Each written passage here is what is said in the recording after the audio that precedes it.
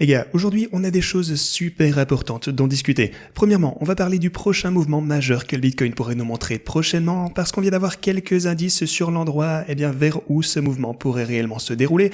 On va aussi débattre du fait de savoir si l'élan qu'on a pu voir durant ce mouvement haussier qu'on a eu ici, disons le carburant qui alimentait cette poussée, on a encore davantage de preuves sur ce qui pourrait arriver à ce sujet les gars. Alors aujourd'hui il faut que je passe tout ceci en revue depuis le début jusqu'à où on en est actuellement.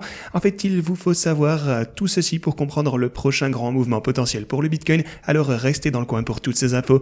Bienvenue à tous, je m'appelle Maxime et je vous apporte chaque jour des nouvelles vidéos en français sur les crypto-monnaies en vous apprenant comment vous faire de l'argent sur ce marché. Si vous êtes nouveau sur cette chaîne, alors soyez sûr de vous abonner et d'activer la cloche dès maintenant.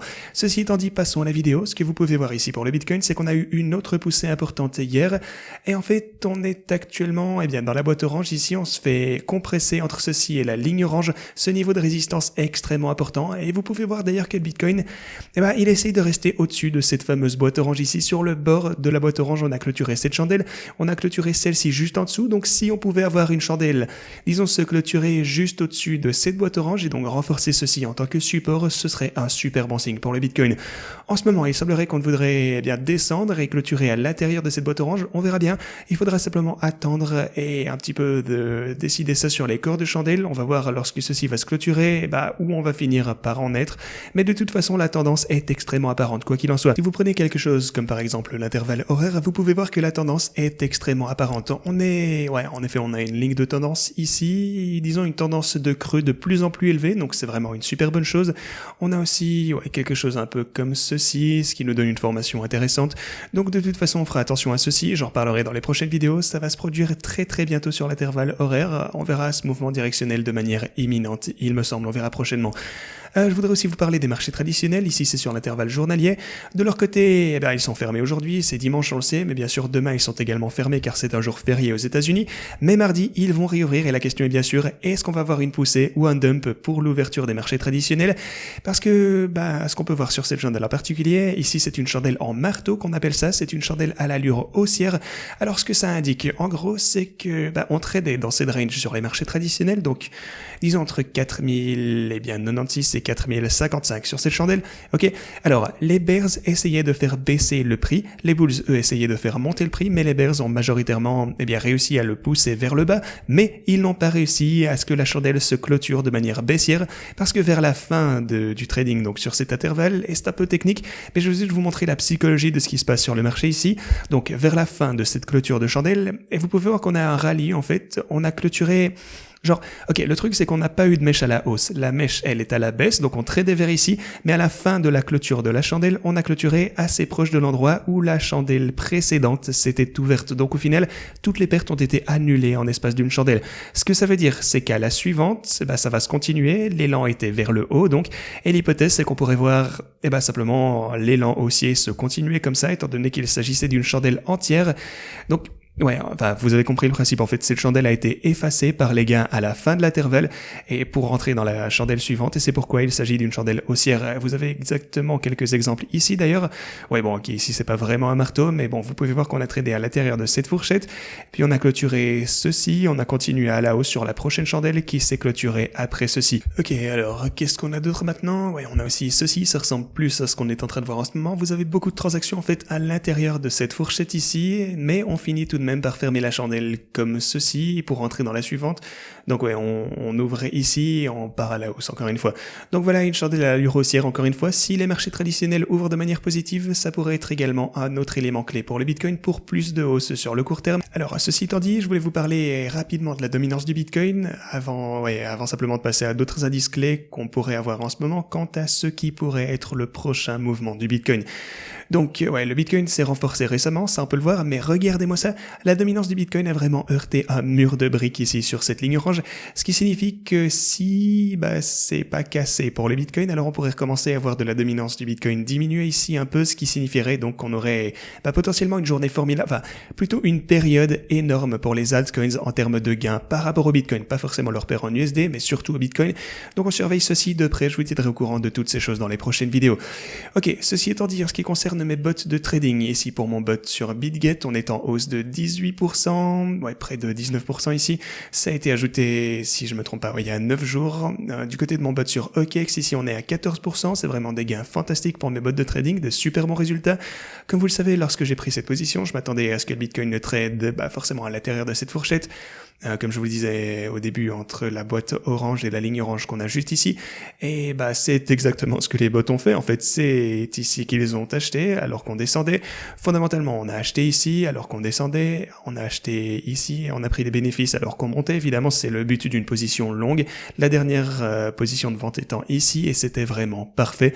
Alors après ça, on a descendu un petit peu et puis maintenant, ça va faire la même chose en boucle. En fait, racheter sur la descente et prendre du profit sur la montée. C'est ainsi que ça fonctionne, c'est vraiment pas sorcier, mais ça a très très bien fonctionné au cours des 2 derniers mois pour toutes les positions qu'on a prises lorsqu'on a utilisé les bots de trading.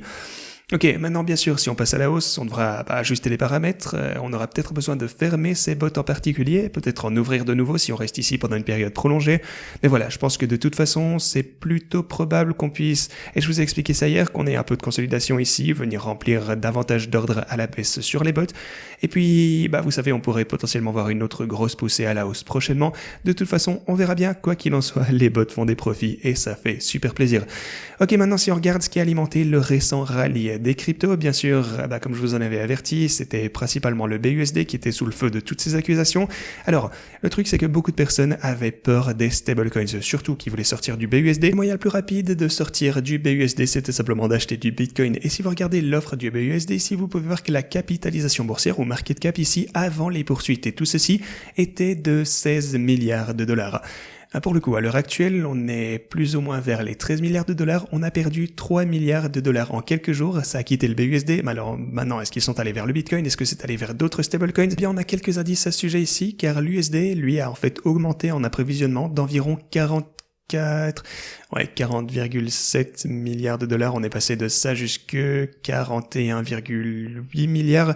Donc voilà, encore environ 1 milliard de dollars sont entrés en USDC ici. C'est sûrement ce qui vient du BUSD. C'est assez probable que sur les 3 milliards de dollars qui sont partis donc du BUSD, on ait 1 milliard de dollars qui soit partis dans le USDC. Les gens qui voulaient garder leurs stablecoins mais changer de projet. Aussi, si vous regardez Tether ici, à partir d'ici, le USDT est passé de 68 milliards de dollars d'approvisionnement, environ 70. Ok, vous pouvez le voir juste ici.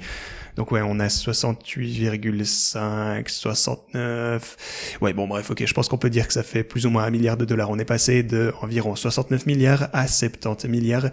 Et ce qui nous laisse pour le coup un trou de 1 milliard de dollars en BUSD qui a quitté le projet, qui n'a pas entré les autres stablecoins. Et comme vous le savez, je pense qu'une grande partie de cet argent est allée dans le Bitcoin. Bien sûr, une partie a été échangée contre des dollars américains, mais voilà un peu la situation avec les stablecoins. Pour le coup, cette tendance ne semble pas vouloir s'arrêter, ça veut continuer à baisser, il me semble, alors peut-être que davantage d'argent va entrer dans le Bitcoin et les autres projets, mais je pense que, avec le temps, si vous vouliez entrer dans, du fiat, vous pourriez le faire, c'est sûr, c'est juste que ça prendrait du temps. On avait pour le coup la panique initiale où le Bitcoin a été acheté avec d'énormes quantités de BUSD parce que les gens voulaient une solution rapide. Donc peut-être qu'on va pas voir, l'effet aussi fort à l'avenir, c'est sûr. Ça va peut-être pas être la même chose qu'on a vu récemment au tout début de cette panique, mais ce sera tout de même, plus d'argent qui entre dans les autres projets. Aussi, on a d'autres indices de ce que la Fed nous dit. En fait, on a les consommateurs qui continuent de dépenser à un rythme élevé, donc ils ne voient pas vraiment les effets de ce qu'ils ont fait ici. On a par exemple Bowman qui travaille à la Fed et qui vient de dire que ses contacts qui travaillent dans les affaires continuent de signaler des pénuries de main d'œuvre, ce qui signifie que le marché du travail n'est toujours pas faible. C'est vraiment pas ce qu'ils veulent voir. Ce que eux veulent voir, c'est que le marché du travail devienne faible. Ils veulent que les gens perdent leurs emplois, mais c'est pas la réalité. Au lieu de ça, les entreprises cherchent toujours à embaucher davantage de personnes. Quoi d'autre est-ce qu'on a ici? Et c'est super important parce que ce sont des indices qui nous indiquent ce que la Fed pourrait faire par la suite. Eh bien, encore une fois, Bowman, on ne voit pas ce qu'on devrait voir en termes d'inflation et les chiffres sont erratiques. Quoi de plus? Selon nos données, les récentes actions n'ont pas encore porté leurs fruits. On devra donc augmenter les taux jusqu'à ce qu'on atteigne un niveau suffisamment restrictif. Alors, est-ce qu'on va voir davantage d'actions restrictives de la part de la Fed? Vont-ils continuer à faire pression sur les taux d'intérêt? Eh bien, on dirait, ça pourrait être une mauvaise surprise pour les marchés au court terme, pour les gens qui ne seront pas prêts de toute façon, mais ce qu'on pourrait aussi voir peut-être, c'est que la Fed nous dit, ok, la hausse de taux d'intérêt, ça marche pas, ça fait pas son travail, donc on va devoir changer de stratégie, et ça pour le coup, ça pourrait être une bonne chose pour nos marchés. Donc on devra simplement être préparé pour tout ce qui pourrait arriver ici, on continuera donc à surveiller ceci, et c'est vraiment en anticipation de la réunion qui se déroulera ce mercredi, d'ailleurs ça arrive à grands pas, la Fed va avoir ce meeting et ce discours, et donc on va avoir davantage d'informations sur ce qu'il compte faire par la suite. Le prochain mouvement de la Fed est donc sur le point de se produire, on gardera un œil pour vous sur tout ceci, bien évidemment, mais quoi qu'il en soit, on doit être préparé pour cela, car la Fed, elle voit pas ce qu'elle veut pour le moment, elle pourrait donc prendre d'autres mesures restrictives qui pourraient ou non être bonnes pour les marchés, potentiellement mauvais pour les marchés, plus probablement, alors peut-être qu'on aurait un petit recul ici. Si ça se produisait, évidemment, ce serait pas top pour les marchés, mais on a toujours les bots de toute façon qui font un super travail, alors ça ne me dérange pas de chuter plus bas. Comme vous le savez, je suis super optimiste pour le Bitcoin, quoi qu'il en soit, je pense qu'on a déjà atteint le plus bas, je crois aussi qu'on aura également de la volatilité à la baisse, ça change pas, mais c'est le Bitcoin, c'est la crypto, c'est de toute façon la réalité les gars. Par contre, ceci étant dit, si vous souhaitez profiter des meilleurs bonus d'inscription disponibles dans les cryptos, assurez-vous de vous inscrire ici sur Bybit, vous aurez jusque 30 000 $ en bonus d'inscription, à OKX avec 50 000 et BitGet jusque 8 400 $, ce sont les meilleurs exchanges disponibles actuellement pour les cryptos, alors n'hésitez pas à en profiter. Ceci étant dit, c'est tout ce que j'avais pour vous aujourd'hui, merci beaucoup d'avoir regardé et à la prochaine.